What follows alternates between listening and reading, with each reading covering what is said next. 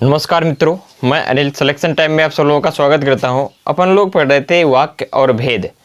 इसका अपन लोगों को तीसरा टाइप पढ़ना है, जिसमें मैंने आपको कुछ चीज़ें समझा दी थी, जैसे कि ये संकर शब्द क्या होते हैं, रूढ़ शब्द क्या होते हैं, यौगिक और योग रूढ़ शब्दों के बारे में मैंने आपको बताया था। तो अपन लोग अगले सेशन को स्टार्ट करते हैं।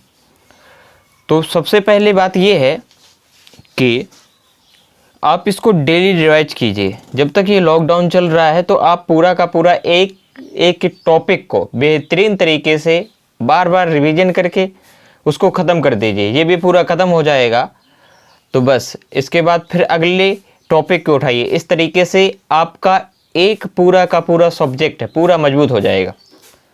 जैसे आप हिंदी को पूरा ख़त्म कर लेते हैं, जब हिंदी पूरी ख़त्म हो जाएगी ना तो आपको एक कॉन्फिडेंस आएगा, और कॉन्फिडेंस के साथ आप जब तैयारी कर रहे होंगे तो उसका मज़ा ही दूसरा रहता है। ठीक, तो चलते हैं फिर आगे बिना देरी किए हुए। और अपन लोग पढ़ रहे थे, ये वाक्य भेद का तीसरा टाइप था जो मुझे पढ़ाना है। इसमें अगर बात करूँ तो इस तीसरे टाइप में था रूप के आधार पर। किसके आधार पर? रूप के आधार पे। तीसरा जो टाइप है ये है रूप के आधार पर। रूप के आधार पर अगर बात करें तो रूप के आधार पर शब्दों के भेद को अगर बात की जाए तो इसको दो प्रकार से बांटा गया है, अर्थात इसको दो भागों में बांटा गया है। पहला है आपका विकारी शब्द, बहुत इंपॉर्टेंट है, इतना इंपॉर्टेंट है कि बहुत पूछा जाता है। तो पहला है विकारी। विकारी से स्पष्ट हो रहा है कि इसमें कोई ना कोई विकार उत्पन्न हो रहा है। विकार मतलब कोई ना कोई बदलाव उत्पन्न हो रहा है। तो विकारी वे शब्द होते हैं जो लिंग वचन व कारक के अनुसार, जो लिंग वचन व कारक के अनुसार, किसके अनुसार? कारक के अनुसार इनमें कोई ना कोई क्या आ जाता है? बदलाव आ जाता है। तो वो आपके कहलाते हैं कौन से? विकारी। ठीक, अर्थात इसमें कोई ना कोई लिंग वचनकर्ता के अनुसार, कारक के अनुसार इनमें क्या हो जाएगा? बदलाव आ जाता है। ये आपके विकारी शब्द कहलाते हैं। जैसे मैं एक एग्जाम्पल के थ्रू आपको चीज़ें समझाता हूँ। एग्जाम्पल मैंने लिखा कि लड़का पढ़ रहा है। लड़का पढ़ रहा है। अगर मैं यहाँ पे लड़की कर दूंगा ना तो पूरा का पूरा इसमें विकार उत्पन्न हो जाएगा। यहाँ पे ये क्रिया भी इसकी बदल जाएगी, यहाँ हो जाएगा रही है। अगर मैंने कह दिया तो ये पूरा का पूरा ये इसमें कोई ना कोई विकार उत्पन्न हो जाएगा। अगर पूरा का पूरा ये सेंटेंस विकार हो जाएगा, बदल जाएगा। जैसे लड़का दौड़ रहा है, लड़के दौड़ रहे हैं, तो ये पूरे के पूरे शब्द विकारी शब्द कहलाते हैं। कौन कौन से? ऐसे शब्द आपके संज्ञा भी हो सकता है। कौन से? संज्ञा। दूसरे नंबर पे सर्वनाम भी हो सकते हैं। और ये आपके विशेषण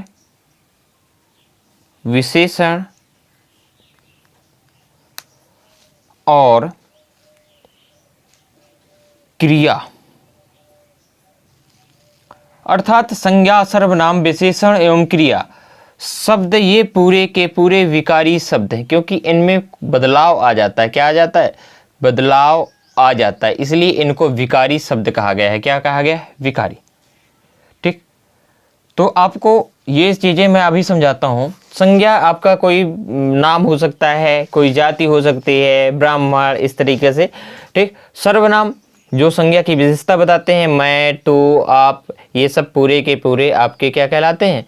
सर्वनाम कहलाते हैं। विशेषण जो विशेषता बताएं, अच्छा, बुरा, ये पूरे के पूरे आपके विशेषण कहलाते हैं। और क्रिया आपको पता ही है कि क्रिया जैसे खेलना, कूदना, हंसना, लिखना, पढ़ना, ये पूरे के पूरे आपकी क्रियाएं होते हैं। और ये इसमें क्या हो जाता है? परिवर्तन हो जाता है। किसके अनुसार? संज्ञा, सर्वनाम, विशेषण और क्रिया के अनुसार। अगर जिनमें परिवर्तन हो जाए वो पूरे के पूरे शब्द विकारी शब्द कहलाते हैं। इसके बाद आता है आपका अविकारी शब्द। कौन सा? अविकारी।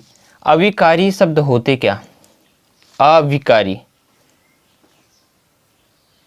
अविकारी के बारे में अगर बात करें तो ऐसे शब्द होते हैं जिनमें लिंग, वचन व कारक के आधार इनमें कोई परिवर्तन नहीं होता। लिंग, वचन और कारक के अनुसार इनमें कोई परिवर्तन नहीं होगा। ये ज्यों का त्यों होंगे, इनमें कोई बदलाव नहीं होगा। अगर अर्थात स्त्रीलिंग कर दो या पुल्लिंग कर दो, ठीक, या वचन को बदल दो, तो इनमें कोई विकार उत्पन्न नहीं होता है, अर्थात इन्हें अविकारी शब्द कहा गया है। क्या कहा गया है? अविकारी। जैसे आज,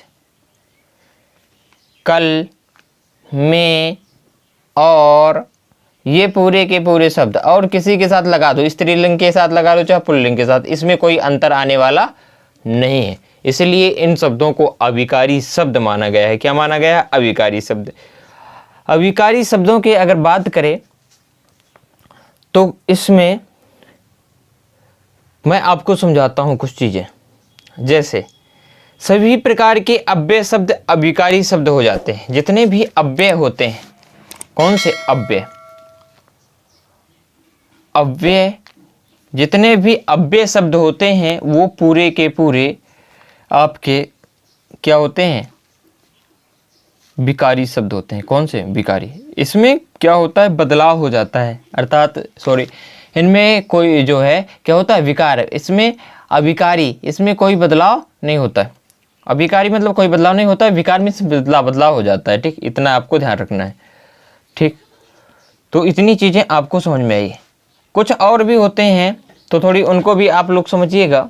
जैसे जितने भी अव्यय होते हैं तो सभी प्रकार के अव्यय शब्द विकारी शब्द होते हैं, और अव्यय आपके 4 प्रकार के होते हैं, उसके बारे में अभी बाद में डिस्कशन करेंगे। तो क्रिया विशेषण अव्यय, कुछ ऐसे भी होते हैं अव्यय शब्द, तो उनको थोड़ी समझ लीजिए इसी शॉर्ट में। इसके बाद जब हम लोग अव्यय की बात करेंगे तो उसके बारे में डिटेल में समझेंगे। तो अभी आप इतना ही समझिए, तो ध्यान देना।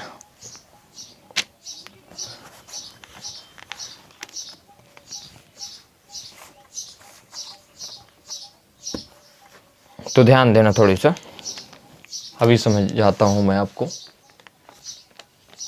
ध्यान दो। तो पहला है आपका, जैसे बदलता है क्रिया विशेषण अव्यय। कौन सा? क्रिया विशेषण अव्यय। क्रिया विशेषण अव्यय कौन सा? क्रिया विशेषण अव्यय। इसमें जैसे ये क्रिया विशेषण अव्यय कौन से होते हैं? जैसे आज, कल, ये पूरे के पूरे। आज, कल, अब, कब, परसों, ये पूरे के पूरे क्रिया विशेषण अव्यय। दूसरी बात आते हैं संबंध बोधक। संबंध बोधक अव्यय। कौन से? संबंध बोधक अव्यय। तो इसमें जो शब्द आते हैं जैसे में, से, पर, के ऊपर, ये शब्द, ये संबंध है। इसके बाद आता है समोच्चय। पहले मैं आपको संबंध बोधक समझा देता हूँ। संबंध बोधक तो मैंने आपको समझा दिया। इसके बाद और अगला है कौन सा? कोई बता सकता है क्या आप में से? इसके बाद जो तीसरा आता है वो है आपका समुच्चय बोधक। कौन सा? समुच्चय बोधक। समुच्चय बोधक के बारे में अगर बात करें तो और पूछा जाता है बहुत, और परंतु बहुत इंपॉर्टेंट है, और परंतु, था, या, इसलिए, ठीक, यदि, क्योंकि, तो, यदि, क्योंकि, ये सब। इसके बाद आता है आपका विस्मयादि बोधक। कौन सा? विस्मयादि बोधक।